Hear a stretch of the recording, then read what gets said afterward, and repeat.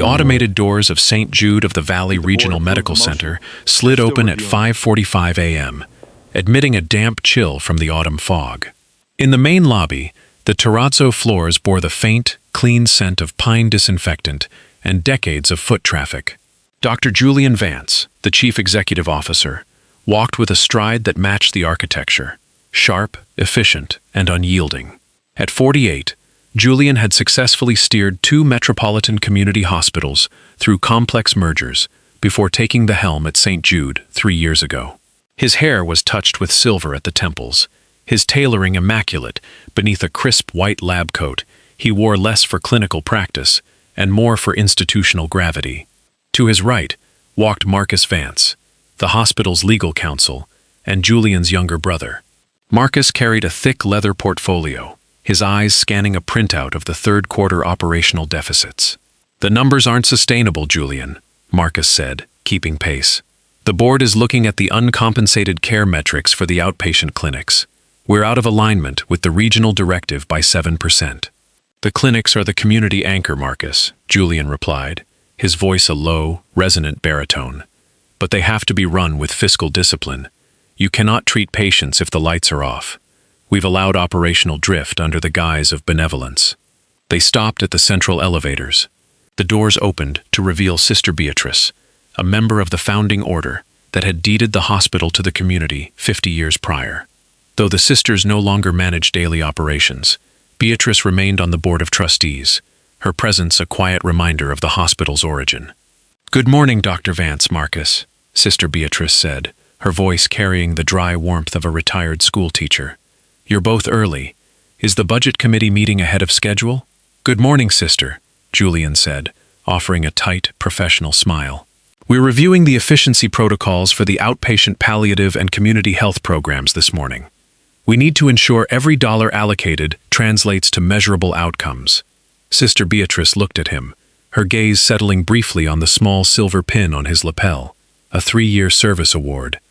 "Outcomes are important, Julian, but remember that some of our most critical work doesn't fit neatly into a spreadsheet. With respect, Sister, spreadsheets are what keep the credit rating from dropping to BBB," Julian said, as the elevator chimed for the 4th floor. "Have a good morning." As the doors closed, Marcus adjusted his glasses. "You don't need to be quite so blunt with the founding order, Julian. They still hold emotional capital with the senior board members." "Emotional capital doesn't fund a new neonatal ICU, Marcus. We need structural reform." On the 4th floor, the atmosphere changed. This was the administrative heart of the clinical programs, where the lines between budgets and bedside care blurred.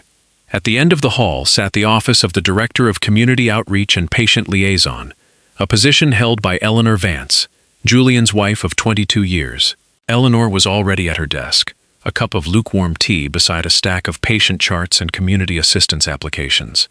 She was a woman of quiet composure, her hair pulled back into a neat chignon, wearing a simple wool blazer over a blue blouse.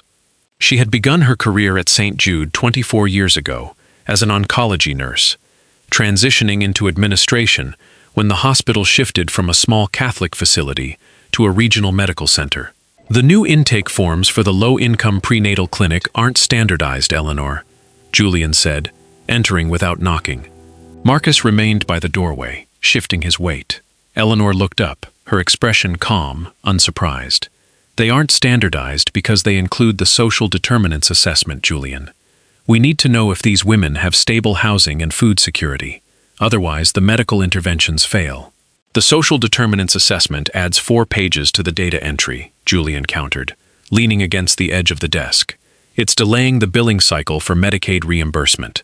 Dr. Chen's department reported a 12-day backlog in processing." "Dr. Chen's department is looking at the data lag. I'm looking at the readmission rate," Eleanor said softly. She stood up, gathering a file. "If we don't catch the high-risk factors early, they end up in the emergency department on week 32. That costs the hospital 4 times what a data entry delay does." "It's not your purview to calculate the macroeconomics of the ED, Eleanor," Julian said, his voice tightening. "Your purview is to manage the outreach budget within the parameters set by the executive committee. Last month, you authorized an unbudgeted grant for home health transportation. It was $3,000 from the discretionary fund, Julian. It kept 6 advanced heart failure patients from missing their follow-ups. The discretionary fund was frozen by executive order on the 1st of the month, Julian said. Eleanor paused, her eyes meeting his. There was no anger in her face, only a profound, analytical stillness that Julian often found more frustrating than an argument. The freeze was intended for capital expenditures, Julian, not for direct patient maintenance. We discussed this at home. We do not manage St. Jude at the dinner table, Julian said coldly. And in this building, the executive order applies universally. There are no exceptions for sentimental management. Marcus cleared his throat from the doorway.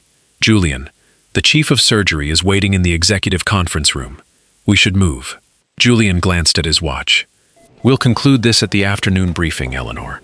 Please have the revised intake templates on my desk by 2 o'clock, without the social determinants pages. Eleanor did not answer immediately. She watched her husband turn and walk down the corridor, his lab coat billowing slightly with his pace. She looked down at the file in her hands, the medical history of a grandfather who needed oxygen delivery approval, and sat back down. By mid-morning, the hospital was operating at peak capacity.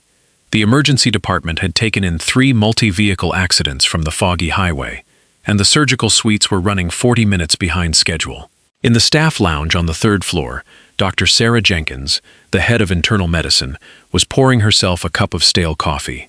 Beside her was Raymond, a charge nurse who had been at St. Jude for nearly 30 years. He's tightening the screws again, Raymond said, leaning against the counter. The administration just issued a memo restricting the use of the transitional care beds. If a patient doesn't meet the acute criteria by noon, they want them discharged or moved to self-pay. Dr. Jenkins sighed, rubbing her eyes. Julian wants the throughput metrics to look pristine for the upcoming accreditation review. He thinks if he can show a 5% increase in efficiency, he can secure the bond funding for the West Wing expansion. He's looking at the walls, Raymond muttered, looking out the window at the construction site across the courtyard. Eleanor looks at the people inside them. Did you hear about the transport fund? She had to fight the finance director just to keep the shuttle van running to the senior center. I know, Jenkins said. Julian thinks everything can be solved by clear lines of authority. He doesn't understand that this hospital runs on relationships, not organizational charts. If you break the trust with the staff, the charts don't matter. He doesn't see the trust, Raymond said. He just sees his signature on the memos. The afternoon brought a steady escalation of administrative tension. At 3 p.m., a delegation from the State Health Department arrived unannounced for a random audit of the outpatient compliance protocols. Julian was in his element, leading the auditors through the executive suite, presenting binder after binder of meticulously documented quality control metrics. He felt the familiar gratification of order. This was what leadership meant: predictability, control, the elimination of human variance. We've reduced our operational variance by 12% across all clinical paths, Julian told the lead auditor, a sharp-featured woman named Dr. Aris. The metrics are impressive, Dr. Vance, Dr. Aris said, flipping through a ledger. But we've received an anonymous complaint regarding the omission of standard demographic vulnerability screenings in your primary care clinics. The state requires these for the rural health grant allocation. Julian stiffened. Our screenings are fully compliant with federal standards. Federal standards are the baseline, Doctor, Aris replied. But the state grant requires the expanded social determinants form, the one that tracks housing stability and nutritional access. If those aren't being filed with the daily intake, the grant is subject to immediate suspension. Julian felt a sudden sharp heat behind his collar. Let me verify the documentation with our community outreach division. I believe there may be a clerical misunderstanding. He left the auditors in the conference room and walked down the main corridor toward the outpatient annex. His anger was cold, precise, and directed entirely at what he perceived as a deliberate insubordination. He had explicitly told Eleanor to remove those pages to speed up the billing cycle. If she had retained them, or if her failure to manage the paperwork had triggered a state inquiry, it was a direct challenge to his administrative governance. He found Eleanor in the outpatient registration area. The space was crowded with patients, young mothers with restless children, elderly men waiting for blood pressure checks. The 2 clerks at the desk were visibly overwhelmed. Eleanor was behind the counter, quietly checking in a woman holding a crying infant, her voice calm and reassuring above the ambient noise. "Eleanor," Julian said, his voice cutting through the chatter. It wasn't loud, but it possessed the absolute authority of the executive suite. The registration clerks went silent. The patients looked up, sensing the shift in temperature. Eleanor completed the form she was holding, handed it to the mother with a gentle smile, and then turned to her husband. "Yes, Julian? My office, now," he said. "I have 4 more patients in the queue, Julian. The afternoon clinic is understaffed because of the emergency room diversion." "The queue can wait," Julian said, his tone sharpening. "The state compliance auditors are in the main boardroom. They are questioning our eligibility for the rural health grant due to documentation discrepancies in your department. I want the explanation now." Several nurses paused at the central station. Dr. Chen, coming out of an exam room, stopped, a chart in his hand. "The discrepancy is because we are using the dual-track forms, Julian," Eleanor said, her voice remaining level, even, and clear. She did not step away from the counter, choosing to stand her ground in the public arena where he had confronted her. The billing department wanted the streamlined version, but the clinical grant requires the comprehensive assessment. I retained the comprehensive assessment to protect the $300,000 allocation for the prenatal clinic. "You were ordered to implement the streamlined version to address the data backlog," Julian said, stepping closer. The professional mask he wore so carefully was slipping, revealing an intense, defensive pride. "You chose to bypass a direct executive directive from the CEO's office. This isn't the first time you've treated your department as a personal fiefdom, exempt from institutional policy." "Julian," Marcus said, appearing from the hallway, his face pale as he saw the gathering crowd of staff and patients. "Let's take this upstairs. This isn't the venue." "No," Julian said, his eyes locked on his wife. The pressure of the audit, the long-standing domestic debates over the hospital's direction, and his own need to assert absolute control crystallized in that moment. The venue doesn't matter when the insubordination is systemic. "Eleanor, you have consistently placed your personal philosophy ahead of this hospital's operational structure. You have used your tenure here to shield your department from accountability." The registration area was completely silent now. The only sound was the rhythmic hum of the floor waxer in the distant corridor. "I have placed the patients ahead of the metrics, Julian," Eleanor said softly. She looked at him not with anger, but with a profound, diagnostic pity that cut deeper than any retort. "If you cannot tell the difference, you don't understand this hospital." "What I understand is that an institution cannot have 2 heads," Julian said, his voice ringing clearly across the open floor. "Your employment with St. Jude of the Valley is terminated, effective immediately. Marcus, please arrange for HR to process the separation and have her personal effects removed from the clinic." Marcus gasped slightly. "Julian, let's think about the governance implications." "The decision is made," Julian said. He looked at Eleanor, expecting tears, expecting an argument, or perhaps the familiar retreat of someone yielding to institutional power. Eleanor did not blink. She slowly removed her hospital identification badge from her lapel. She placed it quietly on the laminate counter between them. "You've built a very efficient machine, Julian," she said, her voice barely above a whisper, yet every word carried to the edge of the room. "But you've forgotten what it's supposed to make." She turned, walked past the silent clerks, grabbed her wool coat from the staff coat rack, and walked out the glass doors into the afternoon fog. Julian stood by the counter for 3 seconds, his hand resting near her abandoned badge. He looked up, meeting the collective gaze of 12 nurses, 2 physicians, and 30 patients. There was no anger in their eyes, only a cold, absolute estrangement. "Back to work, please," Julian said, turning on his heel and walking back toward the administrative elevators. By 7 p.m., the hospital had entered its evening rhythm, but the administrative wing remained illuminated. Julian sat at his mahogany desk, reviewing the final report from the state auditors. Dr. Eris had accepted the dual-track forms Eleanor had maintained, confirming that the grant was secure because of those extra pages. The audit had passed, but Julian felt no satisfaction. The silence in the executive suite was heavy, punctuated only by the distant chime of the elevator. Marcus entered without knocking, his expression grim. He dropped a manila folder onto Julian's desk. "The Human Resources Director just tendered her resignation," Marcus said, sitting in the leather chair opposite his brother. She refused to sign off on Eleanor's termination without a formal review by the grievance committee. She said the dismissal violated the longevity provisions in the bylaws.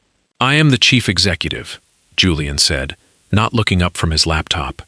"The bylaws grant the CEO discretionary authority over department heads in cases of willful non-compliance." "Eleanor isn't just a department head, Julian," Marcus said, his voice tight with frustration. "And you didn't just fire your wife. You fired the one person who keeps the clinical staff from open revolt over the new shift rotations. Have you seen the nursing schedules for tomorrow? What about them? 12 senior floor nurses have called in personal leave for the morning shift. Another 7 in oncology are requesting reassignment. They aren't striking. They're simply utilizing their accrued PTO, legally and simultaneously. The emergency department is going to have to go on bypass by 8 a.m. if we don't have the staffing ratios." Julian finally looked up, his brow furrowed. "This is coordinated. It's an illegal job action." "It's not coordinated by Eleanor," Marcus said. "I called her. She's at home, packing her things for her sister's place in Vermont. She told me she had no intention of contesting the firing or speaking to the staff. She said, 'Julian wanted the structure. Let him see how it holds up.'" "She's manipulating the situation through her absence," Julian muttered, standing up and walking to the window that overlooked the darkened courtyard. "She doesn't have to manipulate anything," Marcus said quietly. "You don't get it, do you? The staff didn't follow Eleanor because she was the director. They followed her because she was their protection. When Dr. Jenkins needed an extra nurse for a terminal patient whose family couldn't get here, Eleanor found the budget. When Raymond's back went out last year, Eleanor covered his shifts herself so he wouldn't lose his seniority. You see those things as inefficiencies. They see them as the glue." The door opened and Sister Beatrice stood in the frame. She wasn't wearing her habit. She wore a simple knitted cardigan over her gray dress, but her presence was more imposing than it had been in the boardroom. "Dr. Vance," she said, omitting his first name for the first time since he had been hired. "The Executive Committee of the Board of Trustees has called an emergency session for tomorrow morning at 7:30. Sister, I am preparing a full brief on the structural necessity of the reorganization," Julian said, his defensive posture returning automatically. "The clinic was operating outside our standard fiscal controls." "We are not meeting to discuss the clinic, Doctor," Sister Beatrice said calmly. "We are meeting to discuss the St. Jude Endowment Trust." Julian frowned. "The trust is fully managed by our financial firm in Chicago. The interest yield is fixed at 4%, allocated directly to the general operating fund." "The Capital Trust is managed in Chicago," Sister Beatrice corrected him, her voice dropping into a register that made Marcus sit up straighter. "The Governance Trust, the original covenant signed in 1976, when the Sisters of Mercy transferred the property to the regional board, remains held locally. That trust dictates the terms of the hospital's charter. If the terms of that covenant are violated, the lease on the land expires, and the property reverts to the diocese." Julian felt a cold prickle of apprehension. "What does that have to do with the current administrative adjustment?" "The covenant requires that any major structural reorganization or termination of long-term administrative stewards must be ratified by the designated trustee of the covenant," Sister Beatrice said. She reached into her pocket and pulled out a small, worn leather-bound volume. "The current trustee is not a member of the board. The trustee is appointed by the preceding holder. 50 years ago, my predecessor appointed the first clinical director, and 15 years ago, she appointed Eleanor." Julian stared at the small book. "Eleanor? Eleanor doesn't have a background in corporate law or trust management. She's a nurse." "Exactly," Sister Beatrice said. "She was chosen because she understood the covenant's single, non-negotiable condition, that the hospital must always be governed by someone who protects the small things, the things that don't make money, but make sense of human suffering. Tomorrow morning, Dr. Vance, you will need to explain to the board, and to the trustee, why this hospital should continue to exist under your leadership." She turned and left the office, the door clicking softly into place. Julian turned to Marcus. "Did you know about this?" Marcus was already opening his leather portfolio, frantically flipping through the historical addendums of the hospital charter. His fingers stopped on a faded photocopy of a document dated September 14th, 1976. "It's here," Marcus whispered, his face losing its remaining color. It's a grandfather clause. It was buried in the county land transfer records. The trustee holds veto power over any executive action that threatens the spiritual or community mission of the facility. Julian, she doesn't own the brick and mortar. She owns the right to tell the state whether we're allowed to operate in it. At midnight, the hospital was quiet, but it was the fitful, anxious quiet of a ship taking on water. Julian walked the halls alone. He had sent Marcus home to draft a legal strategy, but Julian knew that law was merely the formalization of power, and right now, power was draining from him with every passing hour. He found himself on the second floor, entering the small hospital chapel. It was a simple room, illuminated only by a stained glass window, depicting the Good Samaritan, backlit by the courtyard security lights. Sitting in the back pew was Raymond, the charge nurse. He was out of uniform, wearing an old flannel shirt, holding a cup of water. Julian paused, then walked down the aisle. "Raymond, you're off shift." "I'm staying with Mr. Geller's family," Raymond said, not looking up. "His wife is in room 312. She's 92. They've been married 70 years. He's actively dying, and she can't walk from the parking lot. Eleanor used to drive her here every evening after her shift." Julian sat down 2 pews ahead, his back straight, looking at the altar. "I didn't know that." "Of course you didn't," Raymond said, his voice devoid of anger, containing only a profound weariness. It wasn't logged in the electronic medical records. It didn't generate a relative value unit for billing. Julian was silent for a long moment. "The hospital was $40 million in debt when I took this job, Raymond. If I hadn't consolidated the departments and renegotiated the vendor contracts, this building would be a luxury condominium complex today. I saved this place." "You saved the building, Dr. Vance," Raymond said, finally looking at him. "But Eleanor saved the hospital. There's a difference." Raymond stood up, walked to a small wooden stand near the altar, and picked up a thick, leather-bound volume. Its edges were scuffed, the spine held together by bookbinder's tape. "Have you ever looked at this? The historical registry?" Julian asked. "It's the Patient Gratitude Journal," Raymond said, placing it on the pew next to Julian. "The sisters started it in the 50s. Every time a patient left here feeling like they were seen as a person, not just a diagnosis, they wrote it down. When Eleanor was a nurse in oncology, she kept it in the day room. Look at the names from the last 10 years. Julian reached out, his hand hesitating before opening the heavy cover. The pages were filled with different handwritings, some elegant and flowing, others shaky, written in pencil or cheap blue ink. "To Nurse Eleanor, who stayed with my daughter after the surgery failed. She didn't say anything, she just held the light so I could see her face. Thanks to the outreach team for finding the medicine my insurance wouldn't cover. I can see my grandson grow up now. Eleanor Vance brought me real soup when the kitchen was closed. God bless this house." Page after page, the name appeared like a recurring motif in a long, complex symphony of survival. It wasn't a record of wealth or administrative triumph.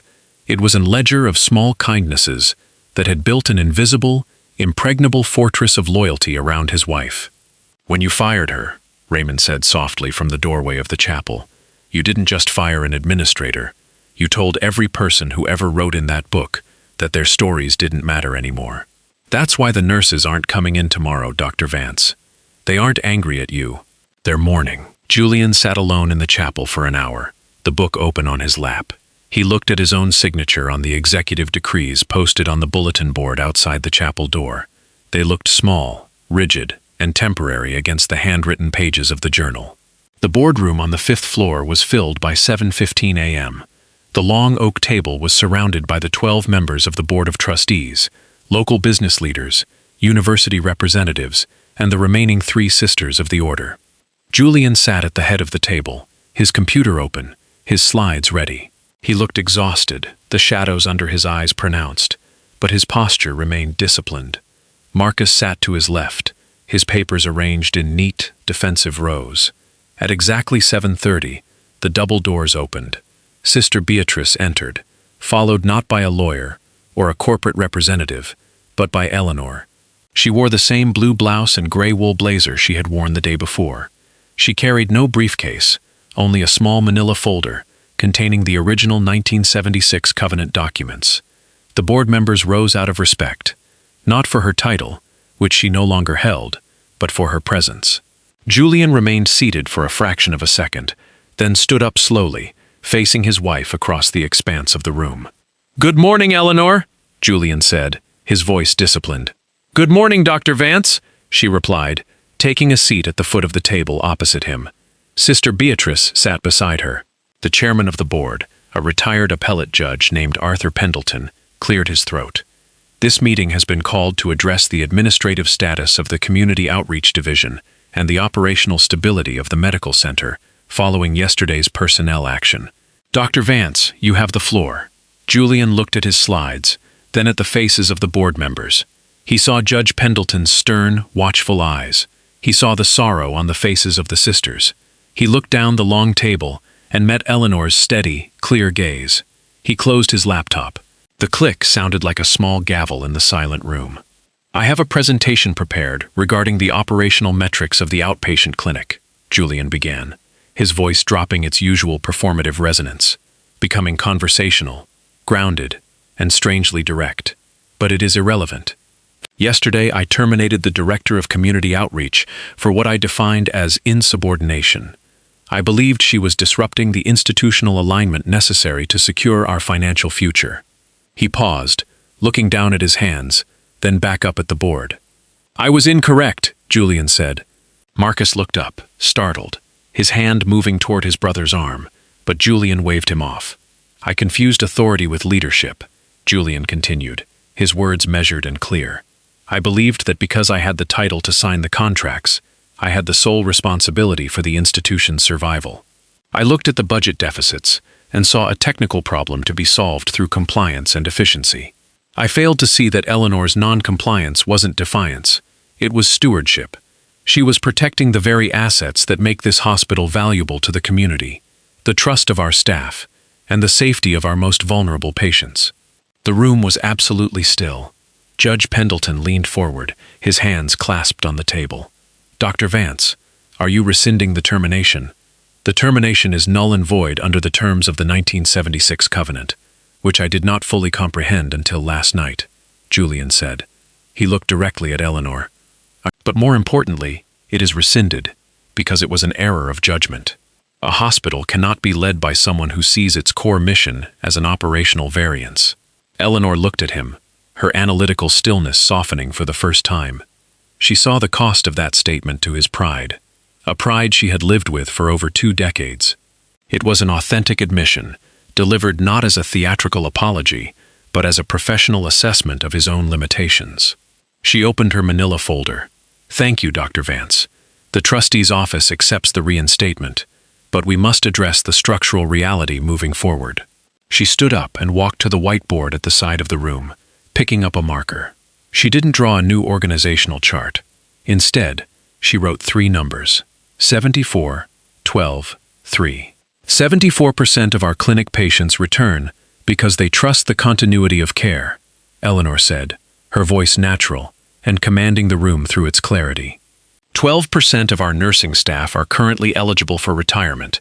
If they leave because of culture drift, our agency nurse costs will double, erasing any savings from Julian's efficiency protocols. And 3 is the number of state grants we will lose if we remove the social determinants tracking. She turned back to the board. Julian is right about one thing. The hospital must remain solvent. His work on the vendor contracts and debt restructuring was necessary to keep us open. But the governance trust will not allow the clinical mission to be subordinated to the balance sheet. Moving forward, the Director of Community Outreach will report directly to the board's executive committee on matters concerning patient care standards and grant compliance. The CEO will retain authority over fiscal operations, but all policy directives affecting patient intake must receive joint approval. She looked at Julian. It is a dual leadership model. It requires collaboration instead of command. If Dr. Vance cannot operate within those parameters, the trust will exercise its option to review the executive charter. Judge Pendleton looked around the table. "Is there a motion to accept the trustee's structural amendment?" "So moved," Sister Beatrice said. "Seconded," said another board member. "All in favor?" 12 hands went up, including Marcus's. Julian looked at the raised hands, then at his wife. He felt a profound sense of relief, like a man who had been carrying a weight too heavy for his shoulders, and had finally been ordered to share the load. "The motion carries," Judge Pendleton said. "Dr. Vance, do you accept these terms?" Julian stood up, buttoning his lab coat. "I do. And now, if the board will excuse me, I have to go to the third-floor lounge and discuss the morning shift rotations with the nursing staff." By 2 p.m., the atmosphere within St. Jude had shifted. The emergency department bypass had been lifted at noon, as 9 of the 12 nurses who had called in sick returned for the afternoon shift after learning of Eleanor's reinstatement and the new governance structure. Julian stood in the corridor of the outpatient annex. The space was still busy, still loud, but the tension had dissipated. The 2 clerks at the registration desk were working through the dual-track forms, their pace steady. Eleanor was at her desk, organizing the files for the rural health grant. The door was open. Julian stepped into the doorway, his knock quiet against the wood frame. "May I?" Eleanor looked up, then nodded toward the chair opposite her. "Sit down, Julian." He sat, placing his hands on his knees. "Marcus is finalizing the formal language for the board resolution. It will be signed by 5 o'clock. "Thank you," she said. She looked at him for a long moment. "Are you going to be able to manage this, Julian? Sharing the wheel isn't something you've ever been good at." "I don't have a choice, Eleanor," he said, his voice quiet, stripped of the executive armor. "Last night, I read the journal in the chapel. I saw my name in it once, from 3 years ago, when we first arrived, when a patient thanked me for explaining their valve replacement option clearly. Every entry after that was you." He looked out the window at the hospital courtyard, where the trees were shedding their golden leaves onto the wet pavement. "I forgot that the numbers are just a way of counting the people we've helped. I got so afraid of the failure of the institution that I became the threat to it." Eleanor reached across the desk, her fingers resting lightly over his hand.